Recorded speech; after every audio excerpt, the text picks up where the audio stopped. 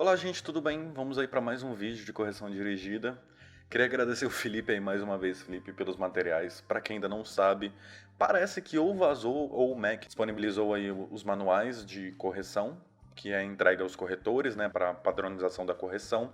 E lá tem várias especificações que até então não tinham na cartilha do estudante. Assim, é muito detalhe bem interessante mesmo. Inclusive, várias dúvidas que eu tinha em relação a atribuição de nota lá está bem especificado, tem exemplos. Se você estiver procurando aí aumentar sua nota em redação, é essencial que você leia esses manuais. Eu juro para você, tem muita coisa interessante lá. Vamos lá. O tema de hoje é os desafios do ensino à distância no Brasil. Um tema bem polêmico, inclusive. A gente já estava, antes da pandemia, já estava rolando umas polêmicas em relação a determinados cursos que não estavam aceitando a modalidade à distância e também outros fatores, né, que acabou se revelando agora, que é, por exemplo, como o acesso da população à internet, que a gente não tem, né? Acho que 40%, se eu não me engano, da população não tem acesso à internet. Então, como que você pode propor o acesso à educação à distância se não tem internet? Ah, mas pode usar o computador da biblioteca, blá blá blá. É fácil para você falar isso, né? Lógico, ainda a gente está falando em clima de pandemia, não tem nem biblioteca aberta, mas vamos lá. Desde o iluminismo, entende-se que uma sociedade só progride quando um se mobiliza com o problema do outro. No entanto, quando se observa as dificuldades para se transmitir a educação à distância no Brasil, odiernamente verifica-se que essa teoria é constatada na teoria, mas não desejavelmente na prática, e a problemática persiste intrinsecamente ligada à realidade do país. Diante desse fato, torna-se inegável a falta de estrutura para oferecer qualidade do ensino, bem como a dificuldade desse nicho nas ofertas de emprego. Olha, eu vou tentar ser breve agora nas correções, eu não vou ficar divagando muito, porque eu acho que as pessoas não têm saco para ficar olhando e falando. O que eu tenho para falar sobre essa introdução? É uma introdução que apresenta um argumento, ela apresenta uma estrutura dissertativa argumentativa, mas particularmente percebi alguns pontos fracos que eu vou destacar aqui com vocês.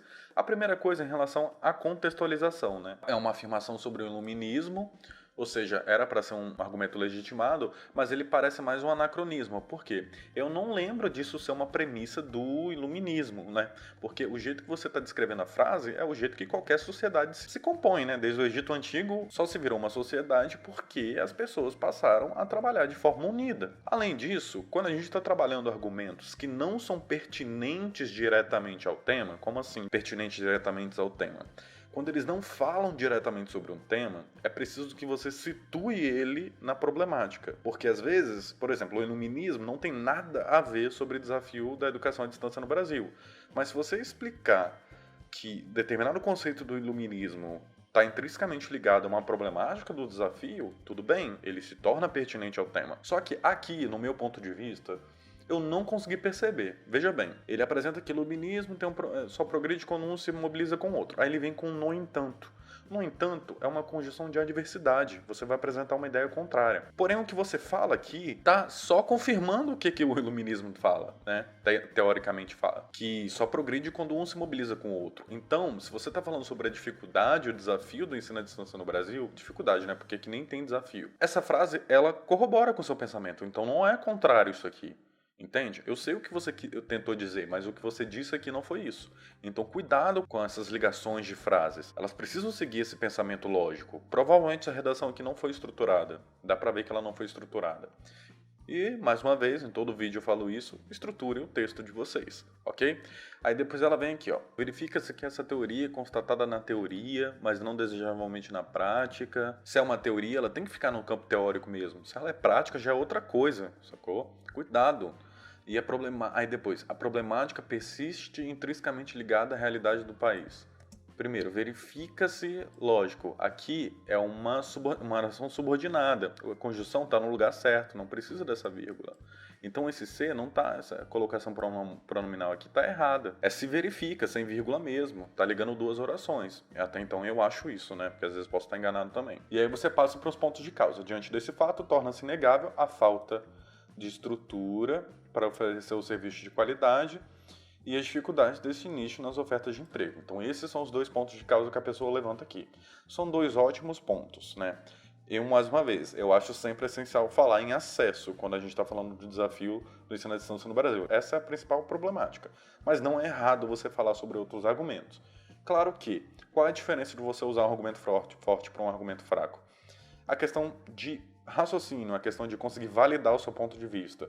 Às vezes, quando a gente pega um argumento que ele é válido, ele é persistente, para você tentar explicar e convencer, às vezes você pode levar muito tempo e levar muita linha para poder fazer a sua ponte de raciocínio e fazer com que o corretor entenda o que você está querendo dizer. Outra coisa, diante desse fato, torna-se inegável a falta. Bom, não torna-se nada para mim. Você não explicou nada até agora. Você só falou um conjunto de frases, né? Até então são palavras chutadas aqui. Você falou sobre a educação à distância, afirmou que isso é um problema, aí depois você colocou que a teoria do iluminismo é verificada, que já está errado, e você botou diante desse fato, torna-se inegável. Não, não tem nada. Eu não sei se para vocês que estão vendo esse vídeo tá claro, mas para mim não tem nada explicando esse fato.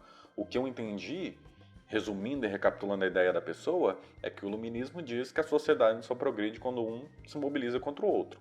No entanto, contra o outro não, com o outro, né? Com o problema do outro. No entanto, quando se observa as dificuldades do Brasil, percebe-se que essa teoria de que uma sociedade só progride com a ajuda do outro fica só na teoria, mas não na prática. E a problemática, não sei qual a problemática você está falando, você não especifica a problemática, persiste intrinsecamente ligada à realidade do país. Ficou muito confuso para mim. Enfim, vamos lá para o desenvolvimento para ver como que você vai discorrer esse argumento. Vamos lá. É indubitável que a falta de capacitação prática dos alunos é um fator preponderante que torna a oferta dessa modalidade de ensino um desafio ainda maior. Né? O seu primeiro ponto de causa está aqui, a falta de estrutura para oferecer qualidade no ensino. Então esse é o primeiro desafio que você vai discorrer, essa problemática do ensino à distância no Brasil. E aqui você trabalha que a falta de capacitação prática nos alunos é um fator preponderante. Ou seja, que um dos desafios que em relação à qualidade, à estrutura da qualidade no ensino, está relacionada com a falta de capacitação prática dos alunos. Ok, até onde eu sei, eu não li ainda a sua argumentação, mas até onde eu sei, o MEC é claro sobre a questão de horas trabalhadas. Toda faculdade, quando você entrar, você vai perceber, você tem que ter X horas trabalhadas, que inclusive você não se forma se você não trabalhar. Até então, eu não acho que a modalidade de educação e ensino tenha alguma diferença da educação presencial em relação a isso. Seria meio louco se eles permitissem que alguém se formasse sem experiência de trabalho. Supondo que isso fosse um fato, vamos ver aqui o que você vai discorrer sobre o assunto. De antemão, já adianto que essa parte aqui do seu tópico frasal, que você finalmente menciona sobre o desafio, né? Ou seja, você conclui aqui a temática do seu texto, deveria estar lá na sua afirmação de problema na tese. O seu tópico frasal poderia parar aqui, ok? Mas vamos lá. Acerca dessa premissa, pode-se traçar um paralelo com a alegoria da caverna de Platão, segundo o qual o indivíduo se aprisiona a um senso comum, devido ao seu processo pedagógico, lhe transmitir um conhecimento supérfluo sobre aquilo que está proposto a ser exercido na sua vida profissional. Portanto, faça mister buscar uma solução para o impasse. Não, aqui fica muito ambígua essa argumentação. O paralelo ou a caverna? A caverna fala isso aqui. Cuidado com esse tipo de argumentação. Se você vai falar sobre um paralelo, primeiro aponta o que quer dizer, o que a alegoria da caverna do Platão fala, né, brevemente, porque, olha só, tem 4 linhas aqui de contextualização, você não problematizou o tema, você não problematizou o seu desenvolvimento, você não explicitou o que você quer dizer com isso, você não desdobrou o ponto. Você tem que falar sobre o desafio da dificuldade desse nicho nas ofertas de emprego. Então fale, né, como que isso se desenvolve na realidade. O aluno, ele não tem experiência no trabalho, e aí quando ele vai chegar no mercado de trabalho, ele acaba não tendo uma vaga de emprego por não ter experiência. É essa a problemática do desafio do ensino. Discorra, sabe? Você tem que explicitar o seu ponto de vista. Aqui você não fez isso, e aí você conclui. Portanto, faça mister buscar uma solução para o impasse. Isso aqui não acrescenta absolutamente nada. Nada. Se o que você vai colocar não faz a menor diferença, porque a gente não está falando aqui sobre caminhos para se combater, nenhum tipo de tema que seja uma proposta de intervenção, como foi o caso desse tema, não coloca, né? Porque não faz o menor sentido aqui. É claro que a gente tem que buscar uma solução para o impasse.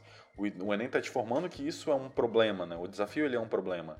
E o gênero dissertativo no Enem cobra uma proposta de intervenção na conclusão. Então é óbvio que a gente vai ter que propor uma solução para esse impasse. Não precisa você falar isso. Isso é óbvio. Sacou? Tá enchendo linguiça, então cuidado. Sobre a sua argumentação, basicamente você não está defendendo ponto de vista nenhum aqui. Eu entendi o que você quis dizer no ponto de vista de que se ela não conseguiu ter uma prática suficiente, ela não vai conseguir um emprego. Mas veja bem, entre você partir do ponto de vista de que o aluno do ensino à distância ele não tem acesso a uma prática profissional e esse aluno sem prática profissional não conseguir emprego, no mercado de trabalho brasileiro, tem uma ponte, sabe? Tem uma distância, tem uma fronteira gigante aí para se atravessar. Mas vamos passar aí para o segundo. Outro sim, vale destacar que o mercado de trabalho ainda detém um preconceito em relação aos profissionais advindos desse meio acadêmico, inferioriza o diploma em comparação a métodos presenciais. Seguindo essa linha de raciocínio, o historiador Nicolau Maquiavel sustentava a ideia de que os preconceitos têm mais raízes que seus princípios. Logo, uma mudança nos valores da sociedade é imprescindível para transpor barreiras na construção educacional nesses ambientes de ensino. Pelo que eu estou entendendo, no primeiro parágrafo de desenvolvimento, você falou que os cursos... Agora eu entendi, acho que mais ou menos o que você quis dizer. Então, tudo que eu disse do primeiro, coloca aqui no segundo, com algumas ressalvas. Primeiro, olha isso aqui, ó. Seguindo essa linha de raciocínio, o historiador Nicolau Maquiavel, cara, cuidado com essas coisas. A sequência que você está utilizando aqui, parece que o Nicolau Maquiavel percebeu essa linha de raciocínio e aí criou uma teoria dele para falar em relação aos preconceitos. Então, tipo assim, primeiro contextualiza, depois você puxa a linha de raciocínio. Não faça ao contrário, sacou? Não tem esse tipo de argumentação ao contrário. Primeiro você usa sua contextualização, citação, dado, depois você puxa esses dados para explicar o seu ponto de vista. Primeiro você parte da premissa maior, depois você vai partindo até você chegar na conclusão.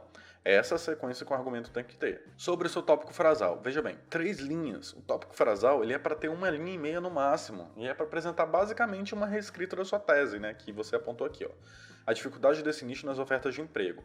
E aqui você repete, vale destacar o mercado de trabalho ainda tem um preconceito em relação aos profissionais advindo desse meio acadêmico, inferioriza o diploma em comparação a métodos presenciais. Ponto. Eu pararia aqui. Se a gente está falando que uma graduação ela serve para preparar uma pessoa para o mercado de trabalho e que esse mercado de trabalho tem preconceito contra isso, ou que não há qualidade, ou que há N fatores que impedem esse profissional de adentrar de fato a esse mercado, aí a gente está falando de uma relação paradoxal. Então era um ótimo argumento para você trabalhar.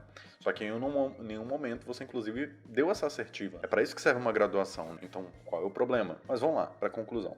É evidente, portanto, que ainda há entraves para garantir a solidificação de políticas que visem a construção de um mundo melhor. Destarte. Cara, MEC não é Ministério da Educação e Cultura não, mano. Outra coisa, cultura nem tem mais ministério, né? Porque, de acordo com o governo, não é cultura algo que não merece nem ter um ministério, né? Uma coisa bizarra. Mas vamos lá, deve oferecer através de professores capacitados, cursos gratuitos para aprimorar a formação prática, com o intuito de enriquecer o currículo e tornar o aluno mais preparado para o mercado de trabalho. Ademais, as instituições EAD devem promover parceria com empresas de diversos segmentos para que possam contribuir na construção do portfólio durante o período acadêmico. Tais medidas buscam sanar os desafios para se garantir uma boa formação e impactar de forma positiva no enriquecimento cultural do cidadão, pois, como já dizia Paulo Freire, a educação transforma as pessoas e essas mudam o mundo. Bom, você pegou o feeling do que você descreveu, são 2 propostas de intervenção. De fato, a primeira aborda a problemática do que você disse no primeiro desenvolvimento, acerca da qualidade do ensino, e a segunda a respeito da participação, né, das empresas, ou seja, de você garantir uma prática profissional para eles terem aí capacidade de concorrer no mercado de trabalho. Eu só queria falar uma ressalva. Primeiro, você não pode ficar tentando propor soluções para coisas e problemas que foram criados por você, entendeu? Porque a partir do momento que você afirma que, por exemplo, um curso em educação à distância, ele é ruim porque os professores não são capacitados, você está fazendo uma generalização muito perigosa, porque você está basicamente dizendo que as faculdades à distância são ruins. Então, tipo, a gente tem faculdades à distância boas, que de fato servem para suprir o fato de que muitas pessoas moram distantes dos campos universitários e não tem condição de ficar gastando horas no trânsito. A gente está falando de questões de acesso. Quando a gente está falando de educação à distância, nós estamos falando de acesso. Uma pessoa não tem que sair do campo para estudar. Então, para isso que existiu a educação à distância, né? Teve essa revolução, até mesmo proporcionada pela comunicação, pelo avanço da comunicação, que era um fato muito mais interessante para você iniciar o seu texto, contextualizando sobre os avanços na comunicação, que foi isso que permitiu a educação à distância, e o fato da educação à distância servir para essas pessoas. Se a pessoa quiser morar no campo, ela tem que ter direito a acesso à educação de qualidade no campo. Ela não precisa ter que vir para a cidade para poder estudar. Então eu, no meu ponto de vista, acho que o principal ponto da educação à distância, lógico, eu não estou falando num aspecto de pandemia, que é o que a gente está vivendo hoje. Estou falando num aspecto geral, realmente relacionado à problemática do Brasil, a educação à distância serve para isso, para você garantir esse acesso. Então, quando a gente está falando de desafios, Com certeza o tema está querendo que você discorra sobre os desafios para a implementação da educação à distância no Brasil, e não sobre as problemáticas envolvendo a educação à distância no Brasil. Coisas essas que foram levantadas aqui e que eu não vejo nenhum suporte jurídico e de fato realidade. É claro que a gente tem problemas, né, em relação ao professor, só que isso a gente tem problema em qualquer lugar, em qualquer universidade. Cuidado com essa generalização. Atente-se mais ao que o tema está querendo propor, você que está vendo esse vídeo. Educação à distância está ligado a acesso. Acesso. Nós temos que ver os desafios para o acesso da educação à distância no Brasil. Inclusive, eu nem sei se as informações que estão aqui são verídicas. Vou até ver se alguém quiser comentar. Eu não vai dar tempo de eu ver agora. Mas eu não acho que o MEC iria habilitar um curso em que a pessoa não tivesse obrigatoriedade de ter prática. Eu não vejo lógica nisso. Não tem como o MEC fazer isso. Ok? Vamos passar aí para a pontuação. A nota geral atualmente se encontra em 930. Eu acho uma nota muito, muito alta para essa redação. Sinceramente, para mim é um texto que não vai passar de 800. Mas vamos lá. Para a competência 1, eu vou dar 120. Na competência 2, eu achei que os argumentos utilizados, as contextualizações utilizadas, não tiveram muita produtividade no texto. Então eu vou dar 160. Na competência 3, para mim foi a mais problemática de todas. Para mim ficou óbvio que essa redação não foi uma redação estruturada, para mim não houve, essa pessoa não estruturou essa redação. Então, mas mesmo assim eu vou relevar o melhor dos argumentos dele. Então eu vou dar 120. Na competência 2, eu percebi só uns 2 erros, se eu não me engano, de conectivos. Uma palavra ali repetida, nada que prejudique muito a competência. Eu vou dar 160. Na competência 5, eu vou dar 160 também. Por quê? A conclusão está muito bem feita. Então é isso, a nota ficou em 720. Lembrando que qualquer divergência, se você não concordar com qualquer ponto da minha correção, sinta-se livre para falar nos comentários. Se você gostou do projeto e quer participar também, quer ter sua redação corrigida, o link está aí na descrição do vídeo, é só você acessar. Lembrando que a nossa plataforma é aberta, é gratuita. Então entra lá e é só participar que vai todo mundo te receber muito bem, ok? Mas é isso, bons estudos e tchau, tchau.